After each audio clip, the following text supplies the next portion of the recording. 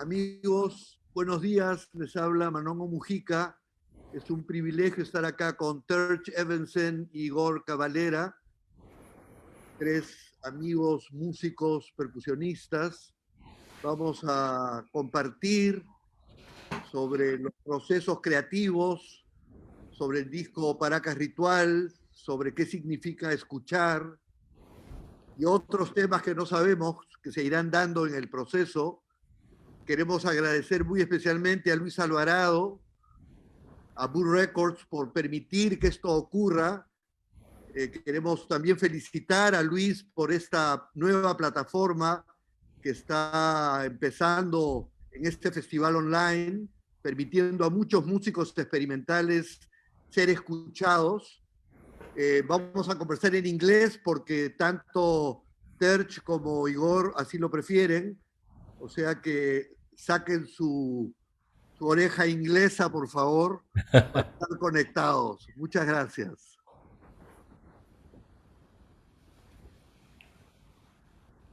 Would you like to begin, Igor? I can start. Sí. En primer lugar, mucho gusto de estar hablando con todos de Perú. Yo voy a hablar en inglés porque mi español no es tan bueno. Mi portugués también no es tan bueno. Entonces, I'm gonna speak in English so different people from different parts of the planet can join. And first of all, it's a big pleasure to be here talking to these two monsters of percussion. And I have to say, like I said before, I'm a huge fan of the Paracas Ritual disco, the record. And I hope we can exchange some ideas, exchange some cultures, and have an amazing talk about listening, playing, and just being creative creatures.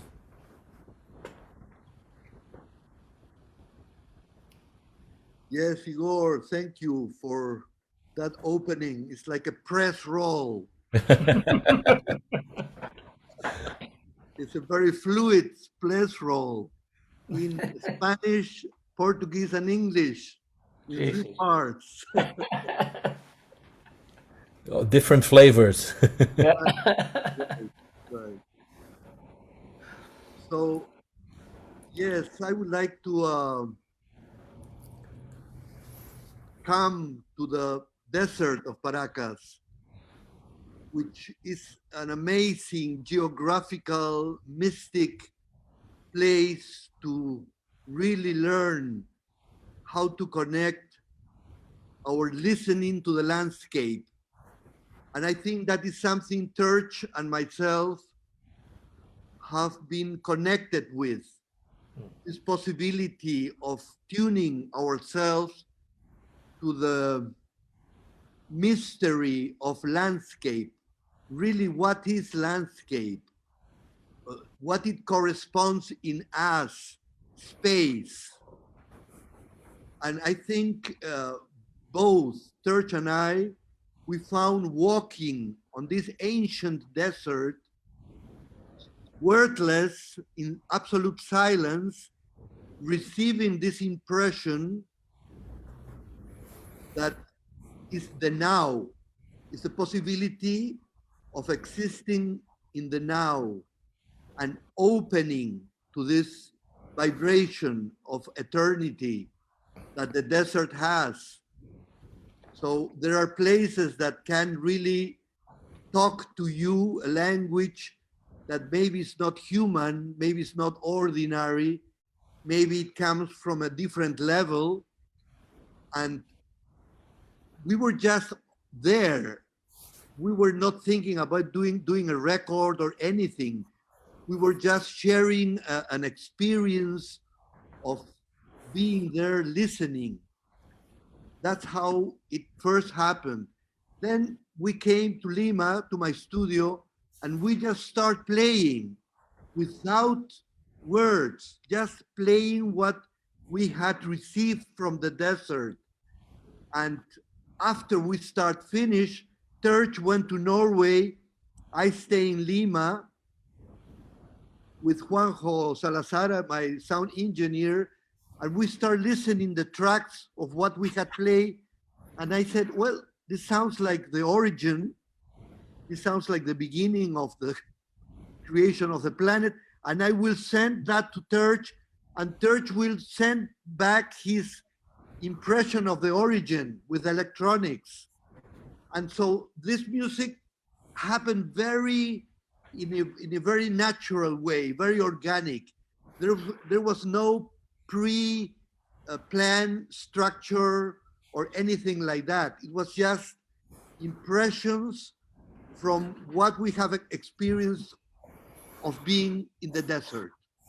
That's, I think, my synthesis of how it happened in the beginning.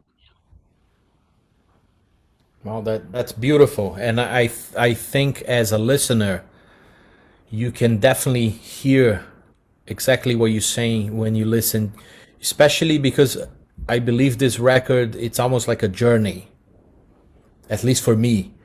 When I put this record, it takes me to a very different place, and like you said, sometimes it can be something in a different dimension, in a different brainwave.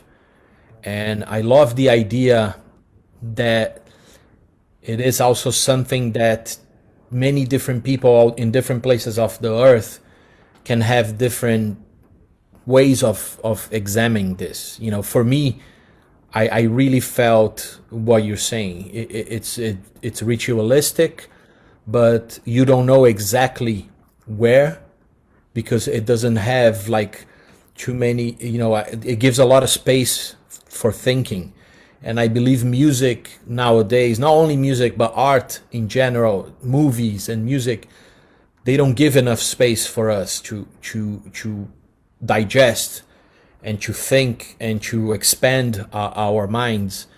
So I love when I hear records like this. I love when I watch certain movies that give me time to engulf into this journey, instead of trying to explain everything and trying to put everything into different, you know, like genders and categories. So again, I think it's a beautiful record, and I really felt what you're saying when I listened to it. I think also I learned from Terje the possibility of active listening, because Terje is a very silent person. And being next to him on the desert, for example, we will be in the middle of the car and then he will tell me, stop. And I will stop the car. He will go out of the car with his tape recording and start recording silence for hours. So for me, that was very significant, that somebody will give himself the time, like you say, Igor, to leave space, to make the experience of being in an open space, the possibility of being still there, receiving that silent impression and record it. No? And I was very touched by Terje's um, closeness to this part of the desert, because it's not very often that artists or people can connect with that, because the city life is so full of noise, so full of structure, of thoughts, of preconceived ideas. This should be like this or like that, and this is corresponds to this type of music, and this is, you know, everything has become like so definable and explainable, in a way rigid. And all of a sudden you discover a space that has none of that. It's just open. So that's how we found each other walking on this ancient temple. It's like a sense that you return to yourself, you come back to yourself, but naked. not with clothes, not with ideas, but just like somebody who is discovering for the first time the meaning of things. I don't know, Terje, if this corresponds to your Yes, impression. absolutely, absolutely. But I think Manongo, it's you introduced me to the to Paracas, and the way you introduced it to me as well gave it. Um, I underst I kind of sensed a lot of respect you had for that place, which I think I took with me when uh, when I entered the place, and and to me, silence has always been my best friend. You know, so to be able to just be out there and to listen, it was beautiful. It was the best place to be, really. You know.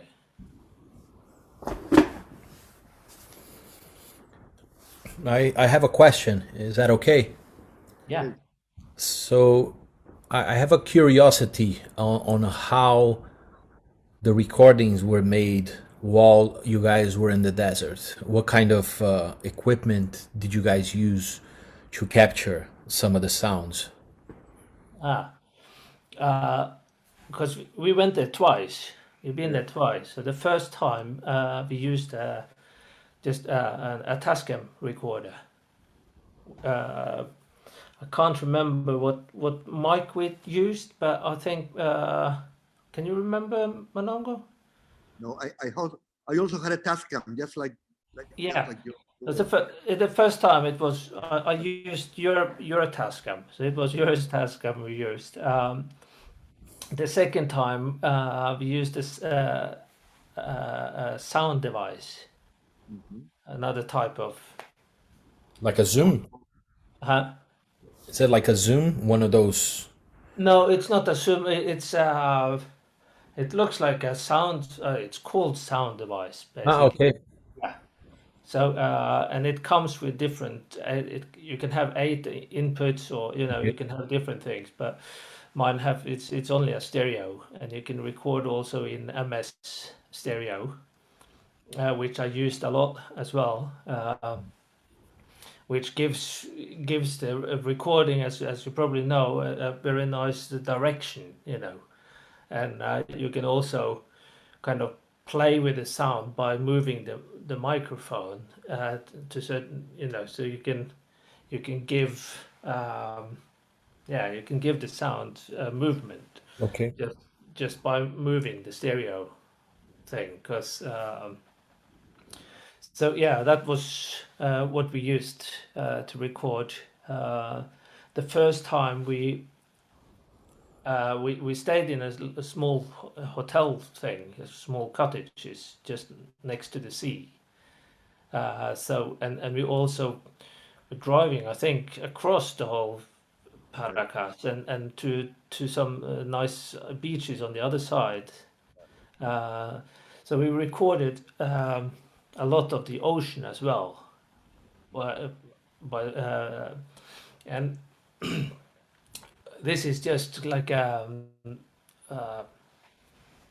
background information, but one of the most beautiful recordings, which is on the record from about of the sea, it's taken from a cave.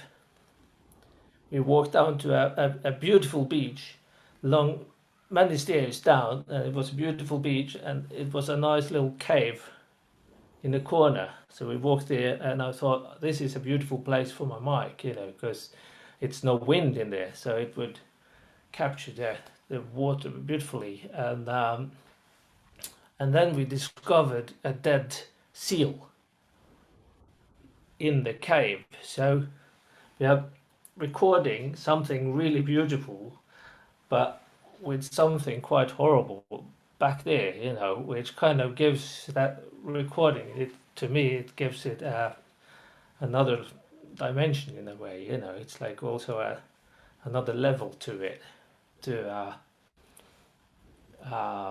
Yeah, behind all the beauty, it's always something that is not so beauty, you know. Yeah. Mm. You know, And then we also went straight into the middle of the desert to just capture the silence and the wind. And we also we found a little place where we did a concert. You remember? We played a whole concert for for this, yes, which was lovely, you know, a full concert. the middle of nowhere, in the middle of nowhere, there was a hall. I was taking Terje to some unknown area. I hope I had invented. I knew the place will give it back to my expectation. And all of a sudden, the corner of my left eye saw like a hole in the middle of nowhere. And I stopped and said, Terje, I think there is something here. And we stopped, and it was like a huge hole, like a recording studio in the middle of, you know, the moon, in the middle of the moon, you know. So we descend there, and he had his snare drum. I remember you had a beautiful wooden snare drum. Yeah. I had a hand, no? And we just start jamming there. The wind, the silence, the lizards, the reptiles, the stones, the light, the sense of light descending on us. It was really like a miracle, you know? And now listening to you, Terje, I had a question also, which is maybe the original masters drummers are the wind, the storms, the sea. All those elements are the real original percussionists. You know, of course, we give them names like sea or winds or storm, but really they have been doing the drumming for ages. We have to give them some recognition. Yeah. I think they have rights over this record, you know. Amazing. Yeah, but I believe, you know, it's very accurate what you're saying, especially with certain elements of nature. I believe they're very percussive, and sometimes they touch us as musicians in a very different way. You know, like even we can talk about the beautiful things in nature, but also we can say sometimes the chaos of a city. For me, sometimes certain sounds of a construction, they become rhythms in my head.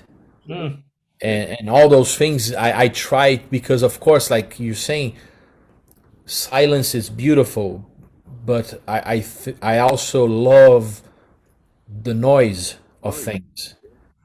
You know, and that can be the noise of nature, of like a waterfall becoming this white noise that makes you meditate, you know. Or we can also be a bit more urban, and say that, you know, sometimes the chaos of the urban life can also inspire certain percussive sounds in our heads, and it can be inspirational, you know. So I like both. I believe both things can be used to our advantage, you know. So I think deep listening has a lot of meaning in this conversation, because it's always an open question, no? Yes. Really, what is to listen? Who listens in myself? No, maybe it's not my ordinary I. Maybe the one who listens is my true self. I think it's very important to get tuned to the act of real listening, which implies not judging, like you say. Yes. It can be noise, but noise is just a word. Maybe in that noise, there is amazing beauty that can be raw material to create and to compose unheard elements, no? Yes, I mean, I have to say my wife has been studying a lot of the theories of Paulino Riveros. Ah, I don't yes, know if you guys are familiar with her, of course, of course, yes. and she was very deep into deep listening, and I've been discovering her music, but also her methods of deep listening, and that's something that it's quite beautiful because it is about, like you're saying, not judging certain sounds or not judging certain complete silent, but also to let go of ourselves as beings and letting those frequencies hit us in a different way without the judgment. You know, Igor, many years ago, like you are now, I was in London. I was in my 20s, in the middle of the 60s revolution in London. Groups like Soft Machine, King Kong, Third Ear Band. Uh, I mean, amazing material in those days. And I used to love to go to museums, especially the Tate Gallery or the British Museum or the Victoria and Albert. And I found an exhibition of Buddhist art, and I was amazed because each painting or drawing, for example, there was a cascade or a mountain. It was always sacred mountain, sacred waterfall. And in those days, I didn't know what the meaning of sacred was. And I said, why sacredness in relation to a mountain or in relation to a waterfall? What is the meaning of that? And many years went by, and one day I was meditating in the desert of Paracas, a very strong moment of silence for me. And all of a sudden, I opened my eyes, and the impression was that everything out was in, and everything in was out. So I understood at that moment what sacredness was, this fusion of inner and outer, when there's no difference, that you are one with everything. So I Wow. think listening has to do with that, because in a way, one is opening to something that one thinks is exterior, but maybe is also within us. Because who listens then? Who is the listener? Yeah, exactly. That's beautiful. And another thing I wanted to ask, I mean, Terje, you are in Norway, right? Yeah, that's right. Yeah. What city Outside. exactly? It's a small town called Ås, but it's half an hour outside Oslo. Okay, Yeah, because I have to say, the more I do a little research on Norwegian, nature. yeah, There's also so much amazing stuff in Norway. yeah, Do yeah, yeah. you ever do any kind of a project similar to the Paracas Ritual in Norway? I a few years ago I did a project called the Canal, Telemarks Canal, which is a canal going through my hometown, which is Skien, where it was a kind of a homage to that uh, to that canal, and the whole composition was based on the samples from the canal, and I performed it with only electronics and a guy on saxophone. Okay. It's it's out on Vimeo. I think you can find it on Vimeo if you like. Yes. But yeah, so all the electronics was based on the canal, and it was also we had some, what do you call it, locks when you have to go different levels on the water. You go in and you. The tides? But I can't remember what it's called. Is it not the tides, right? No. But you put your boat into a kind of I think it's called a lock. Okay. But and then you go into a new level and you go up. Oh, yes. Like stairs, yeah. So I got a guy to open those big gates as well, Yeah. to let out millions of liters of water, and I recorded that and really sensed the power of water, you know, which it's back to the beauty and the beast, kind of, you know. Water can be so beautiful and calm and lovely, you know, and you can drink it, you can survive it, you know, but at the same time it's no mercy if you fall into it, you know. It's powerful. It can be really very powerful, you know. Yes, And yes. so yeah, so I did that project. That's amazing. And one I sampled the water dripping, and then I stretched the sound so much that it started to come small melodies about listening, you know. Suddenly it was so it gave me kind of inspiration to the last melody of the composition. It's kind of in many ways written by the water itself. Nice. That's beautiful, yeah. And it's funny because, I mean, we were talking about nature and how to connect. I did a recording about 30 years ago with the tribe in Brazil called Chavantes. And I went with my band at the time, with Sepultura, and we recorded a song with the Chavantes tribe. And it was this collaboration that we did where we were there with them for a few days, living in the tribe, and then we wrote a song together. And one of the things that struck me the most, it was, we were there, we had a few instruments to do this collaboration, and one of the persons in the tribe told us that the only way they could collaborate with us was if they had a dream. They could not just write music like we do, like inspired by the sun, inspired by a book.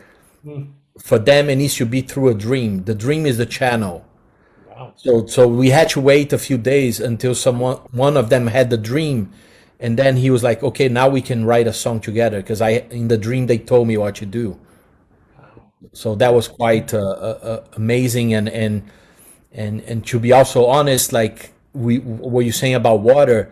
One time also I was meditating in a very deep state, and I wanted to meditate and try to focus on something that meant my drumming. So I kept focusing on thunder.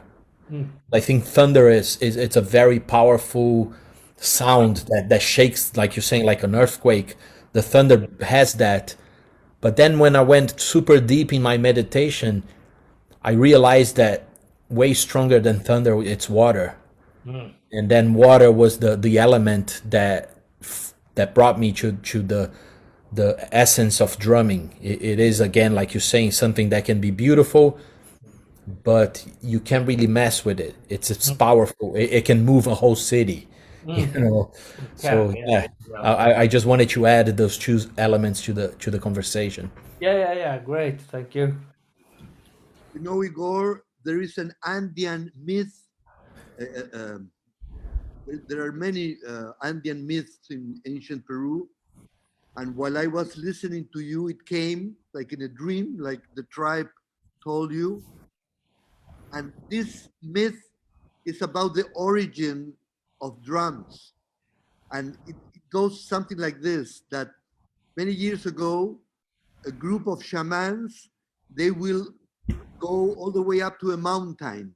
And every time they reach the top of the mountain, they will hide behind a stone.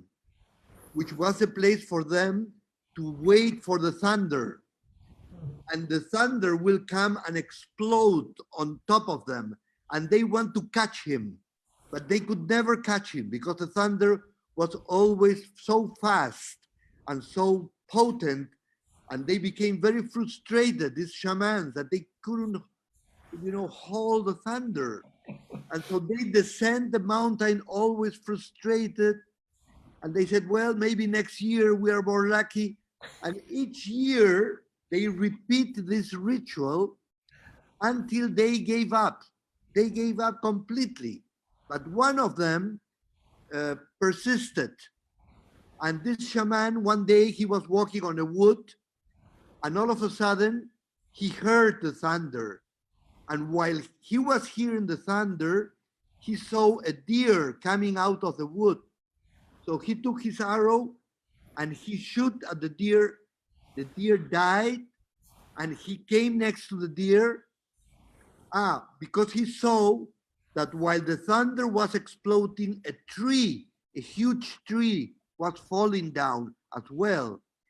So he killed the deer, he came to the trunk of the tree, and he took the skin of the deer and put it on both sides of the trunk.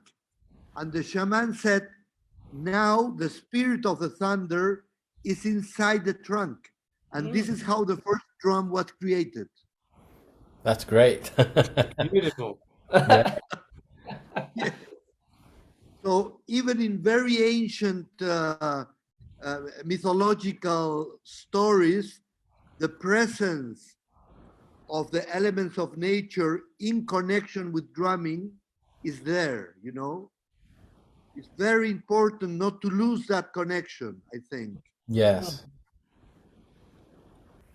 So I have another question. What holds next for you guys as projects? I'm very curious to know what you guys are up to after the Paracas Ritual record. What you guys been up to? Ideally, we would love to go and perform, but with this pandemia thing, it's very difficult, and we just have to wait. Maybe that conditions are created in order to perform as a duo the whole experience of the Paracas Ritual. But there is another possibility we are working now, which is a film. There are two filmmakers that are working on the track of the album. We are with Terje, we are recreating the whole thing for a film that will have me on the desert and Terje in the woods in Norway, so we can have a connection between the two natures in this film. So maybe that will be a continuation of Paracas Ritual. That's great. Yeah. Yeah, we're just waiting for the borders in Norway to open up because the guy is in Spain at the moment, I think. So yeah, we just have to wait and see when we can continue. But Manongo started to record, so that's what we do at the moment. Yeah.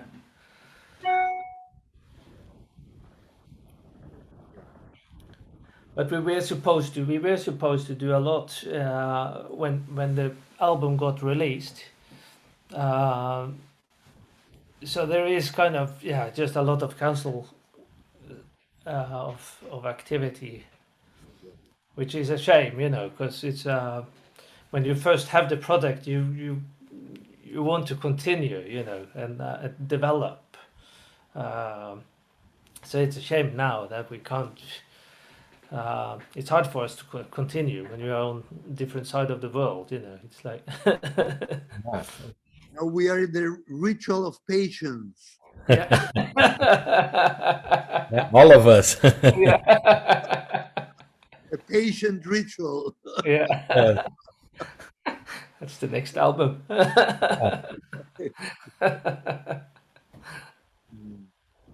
And you, Igor, musically, what were you doing right now?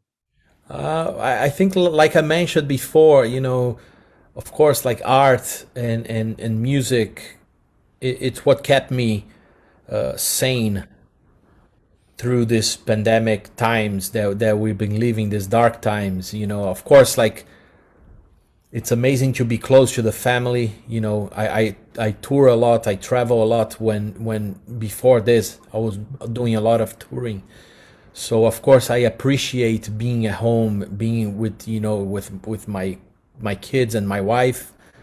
But I also have to say that I'm a very fortunate person that I can go into my studio and do things, even though I have a feeling that the process it's a bit I don't know, like it's missing a part, which is the performance. Mm. So when I write something, if I do a collaboration with someone, at this moment, not knowing if you can perform this, it gives you this sense of emptiness. At least for me as a musician, because I think for me the complete cycle is, you know, from the inspiration to the studio, and then finally exchanging the energy with people who appreciate what you do. And I think that closes that cycle somehow. And like all of us right now, I feel a bit sometimes even depressed that I cannot finish that cycle.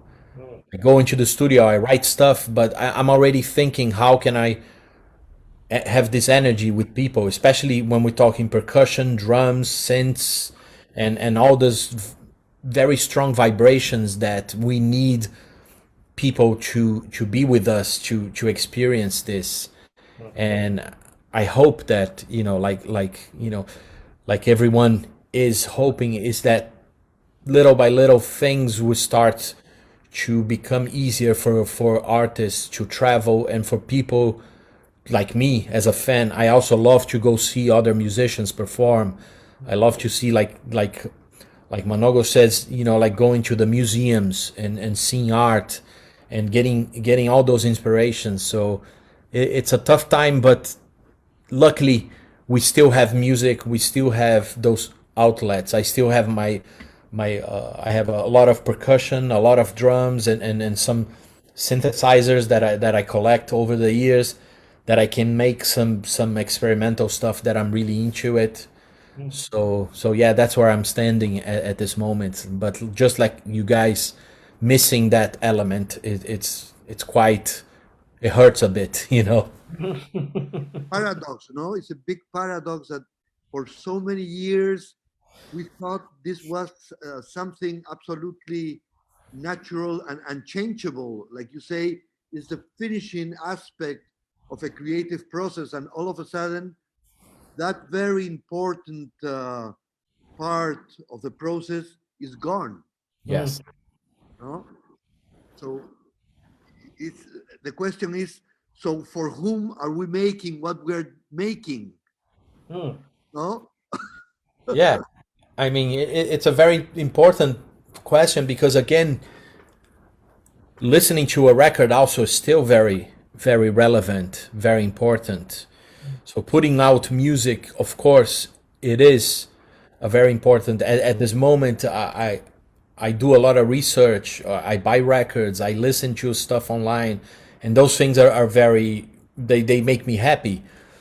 But seeing someone playing live, especially when we're talking about drums, percussion, and certain sounds, certain drones and frequencies that can only be achieved at a certain level of volume. Those things are very important for me. You know, like when I go see a drummer, I want to feel the drums on me. When I want to see someone perform electronic music or synthesizers, I want to feel that vibration push in my body, and I miss that a lot. It is like that has no substitute, no? No No. matter how much technology can help us keep the illusion or the fiction that we are fine, somehow that essential experience of being touched by real sound, Yes. real has no substitute. No, and it's like going back to the shamans. We need Exactly. to feel that thunder. Yes, Mm. yes, yes, absolutely. Yes. And also, you know, now it's a lot of things you can do during the time now, you know, because it's different. But at the same time, uh, everything gets in a way forced. You know, it's like I have nothing to do. Okay, I will go in and do something. You know, it's not like. Uh, and also because you can't see the end of it. It's what can I say? It's yeah. It just gets forced. It's just things to do to get to fulfill the day, but it's no need as before.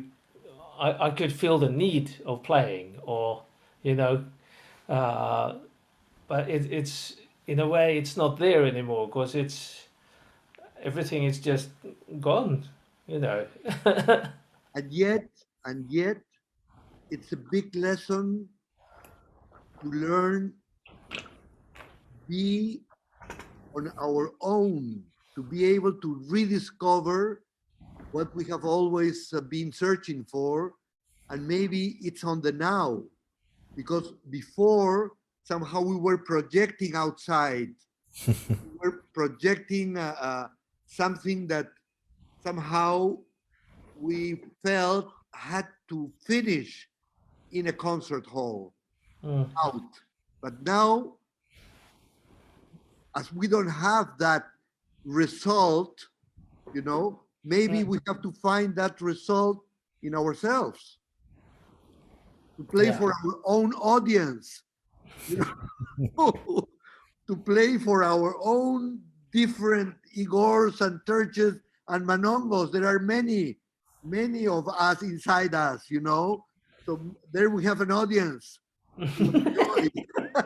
Yeah. Yes. Beautiful.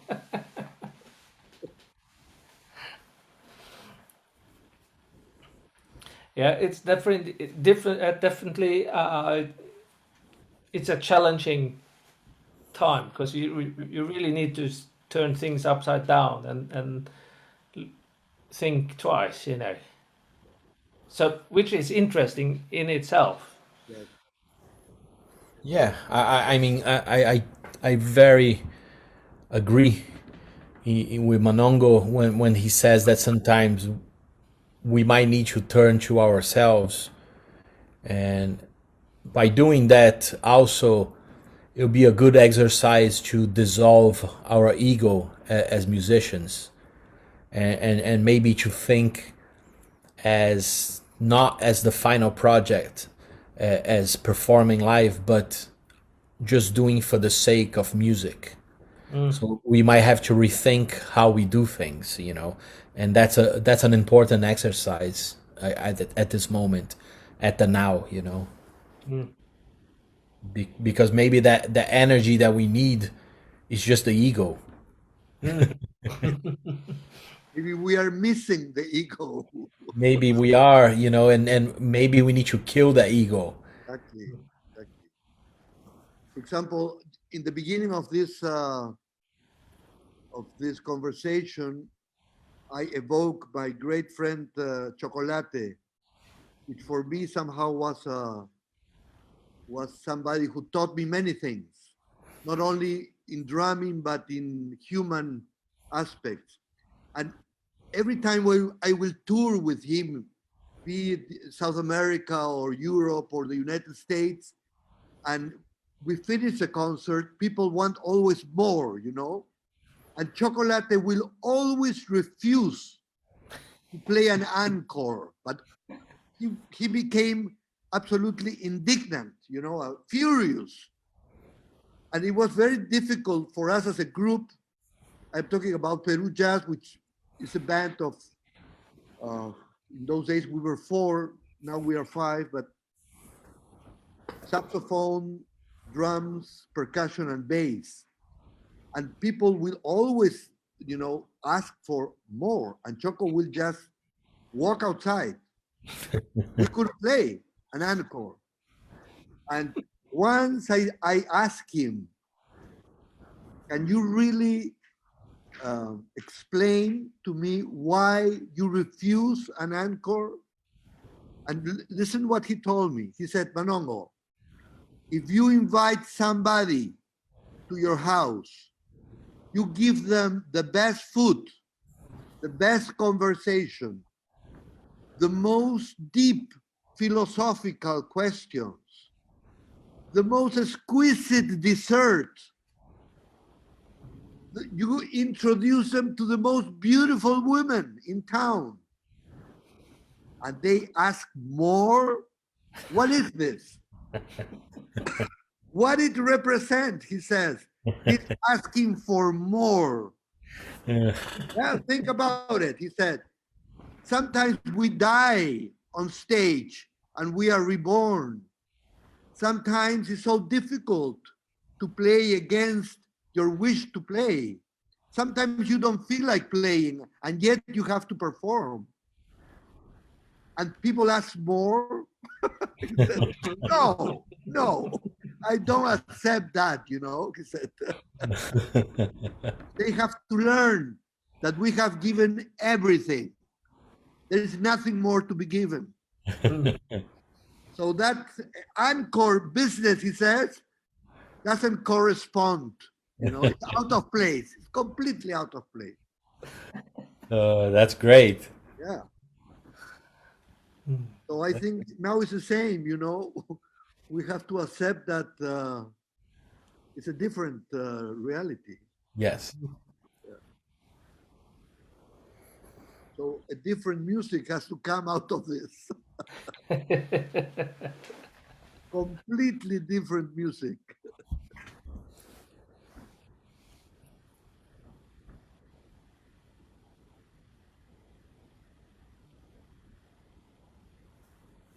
So I just have a question here from the festival, and it says, to finish, I have a question based on tradition. It can be from metal, jazz, as has been the process in each one of discovering new sounds with the drums. So I believe drums and percussion, because first of all, I treat every instrument in the world as percussion. If I pick up a piano, if I pick up a synth or a bass, I try to play percussion on it, and that becomes something that I try to break the barriers of the rigid ways of how people teach music. So I try to treat everything as a percussive instrument. So I believe with drums it's no different, you know, like, and I hate putting the little boxes on metal, jazz. I at the end of the day, it's, for me, it's energy. It's what you transfer with the energy that you're trying to push with the music, and then of course people label that as different styles of music. But for me, growing up in Brazil, very influenced by samba, but African and also Brazilian rhythms from the natives, I believe that drums, it's the instrument that touches my soul. So I hate to put a label on what I do.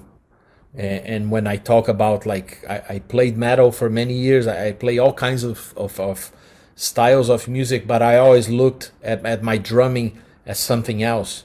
It's just an extension of myself and my soul somehow. So that's how I try to answer this question. It's an endless research, and it's an endless learning. I believe that drumming, percussion, you never stop learning. Every day I listen to something, it hits my ear, and I want to know more. I want to learn more. I want to research more about certain, different styles of drumming, style of different tribes who play certain patterns. All those things for me are what keep me keep my spirit alive, so I don't poison my spirit with money and all this other stuff. Mm. Mm. Yes, thank you, Igor, for your words. I think it's fantastic, the feeling you can transmit not only to the audience but also to the whole drum community, because I think we drummers, we have this communal spirit within us, that somehow we know that this heartbeat, essential pulse, is something so innerly organic that maybe is the origin of all music. The fact that every culture has a drum, maybe not every culture has a trumpet or a guitar or a saxophone, but every culture has a drum. I mean, Yes. that's very powerful, you know? Tibetan cultures, African, Indian cultures, European cultures, I mean, Latin American cultures, the drum is like, it's like the mother earth, no? It's the foundation of Yes. music. And I've been watching a lot of films lately on the different styles of drumming, especially jazz drumming in the United States. And I have been very impressed also to see not only the amazing ability of American drummers, the contribution of Black America to drumming, but also an aspect which I had never considered, which is that somehow technique became so important to a point that I said, maybe we don't need that much technique. Maybe technique is important, of course, but why put the emphasis on being the fastest, the most muscular drummer, or the most potent? Maybe there is another drumming that deals with textures, with colors, with atmospheres, also with strength and power, but also including other elements like space and silence, you know, Yes. because drumming also teaches you that there is melody in the drums, because drums are tuned in different frequencies. And there is a very strong lyrical aspect in drumming, you know, that I think Terje and I on this on the album, when we start dialoguing on the second album more than on the first, which is more electronics and percussion, but I think the second album is more two drummers trying to play from zero, from scratch, just listening us, you know. So on that situation, technique doesn't happen. Mm. What happens is the feeling of each other connecting, is Mm. the connection. So maybe we have to put emphasis now that there is a possibility of a new technique on the feeling aspect of drums. So that would be a different direction, maybe, you know, to sacrifice the speed and the wonders of muscular techniques for drumming. What about discovering new techniques for feeling connection? In the first place, what connects myself to myself? What university is going to teach me that? You know, maybe none. Maybe Yeah. that's something I have to discover for myself. No? No, I agree with you 100%. I think nowadays there is too much emphasis on the technical side of certain, especially when we talk about drums.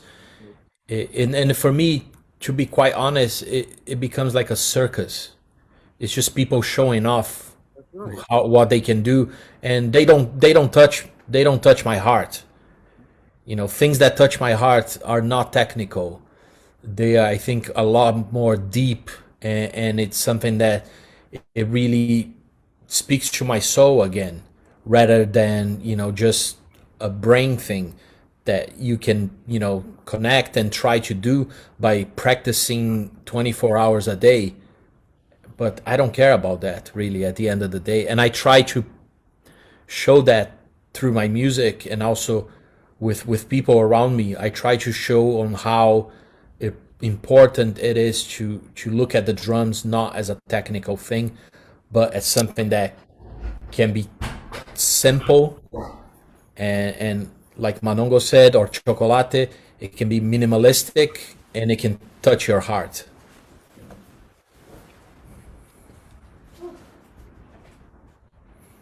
Yes, I remember in the 60s there was a British drummer, John Stevens. I think he's a musician that did a lot for the experimental side of music in London, and I participate in some of his workshops, and I was very touched by his method of opening his pupils to recognize values in drumming that were not apparent. For example, he will make us sit in a circle and said, imagine you have a stone in your hand. Imagine there is a very tranquil water in front of you. Try to throw that stone in the middle of the lake as if it was the middle of your snare drum, but do it to hit the center.